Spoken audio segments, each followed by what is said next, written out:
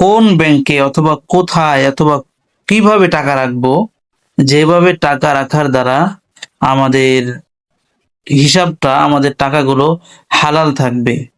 আর আমরা যদি দেখি যে আমাদের বাংলাদেশে যে কয়েকটা ব্যাংক রয়েছে, যেমন সোনালী ব্যাংক, রূপালী ব্যাংক, ইসলামী ব্যাংক, আরো যে সমস্ত ব্যাংকগুলো রয়েছে এগুলো বাংলাদেশ ব্যাংকের কাছে দায়বদ্ধ।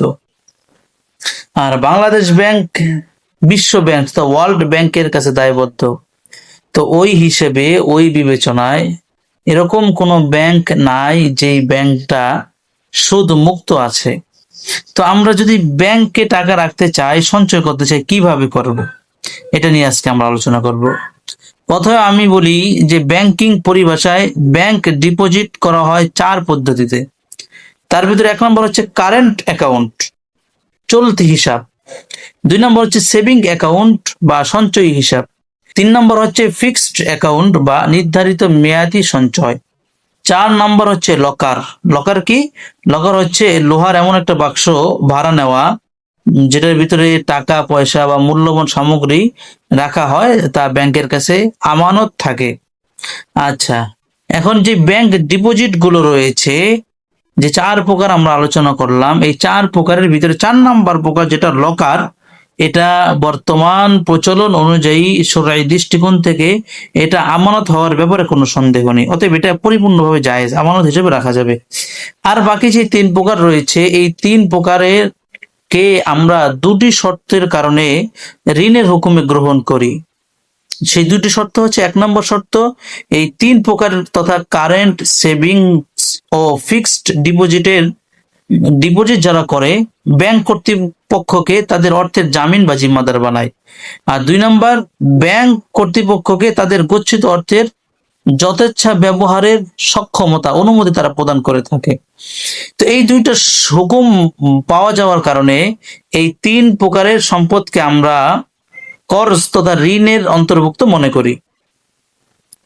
সাধারণ ব্যাংকগুলোতে অর্থ রাখার শরঈ হুকুম কি?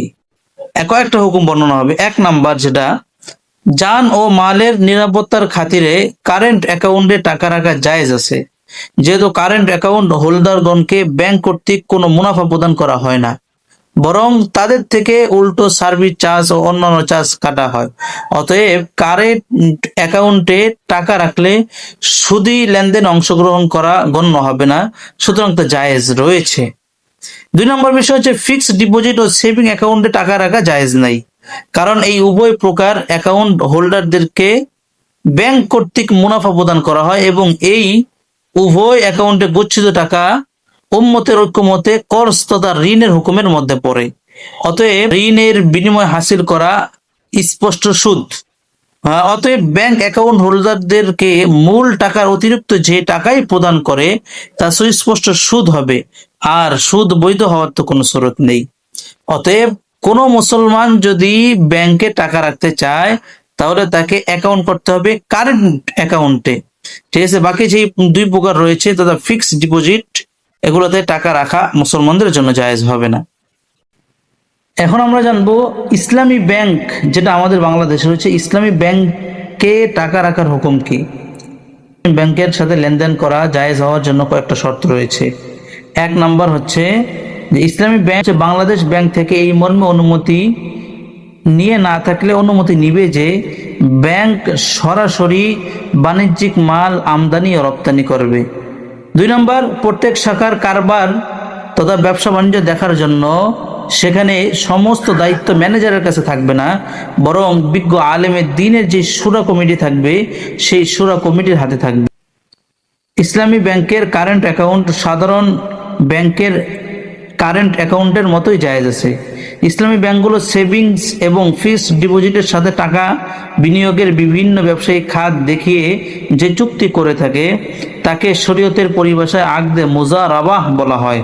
মুজারাবা চুক্তি কি? মুজারাবা চুক্তি হচ্ছে যে ইসলামী ব্যাংকের কাছে একজন ব্যক্তি গেল, যাওয়ার পর সে তাদেরকে বলল যে আমি একটা বাড়ি করতে চাই, আমার ইট দরকার, তো আমি 80,000 টাকার ইট নিব। তো এমন পরিস্থিতিতে ইসলামী ব্যাংক এই ইটগুলোকে ক্রয় করবে। তারা যদি 60,000 ক্রয় করলো, বা 80,000 টাকা যদি ক্রয় করে, 80,000 টাকা তারা এটা ক্রয় করবে।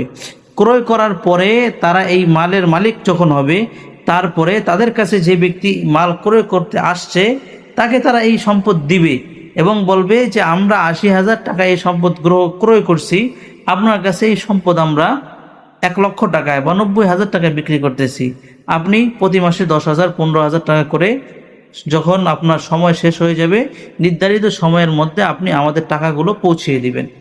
এবং এখানে অতিরিক্ত কোনো শর্ত করা যাবে না, যেমন যে যদি টাকা আপনি ৯ মাসের মধ্যে বা ১০ মাসের মধ্যে পরিশোধ যদি করতে না পারেন তাহলে আপনাকে অতিরিক্ত টাকা দিতে হবে, এরকম কোনো শর্ত আরোপ করা যাবে না। এখন ইসলামী ব্যাংক আমাদেরকে যেটা বলে যে ওরা আকদে মুজারাবা চুক্তির সাথে আছে, কিন্তু এই পৃথিবীতে বা আমাদের বাংলাদেশে এমন কোনো ব্যাংক, ইসলামী ব্যাংকের এমন কোনো শাখা পাই না যে শাখা থেকে তারা নিজেরা মাল ক্রয় করে এনে তারপর ওই গ্রাহককে দেয়। অতএব ইসলামী ব্যাংক যখন পরিপূর্ণভাবে ইসলামী শরীয়তের হুকুমে তথা মুজারাবার চুক্তিতে চলে আসবে তখন ইসলামী ব্যাংকের এই কথার সাথে কাজ মিল হবে, তখন তাদের সাথে লেনদেন বা তাদের থেকে বিভিন্ন জিনিস ক্রয় করা জায়েজ আছে।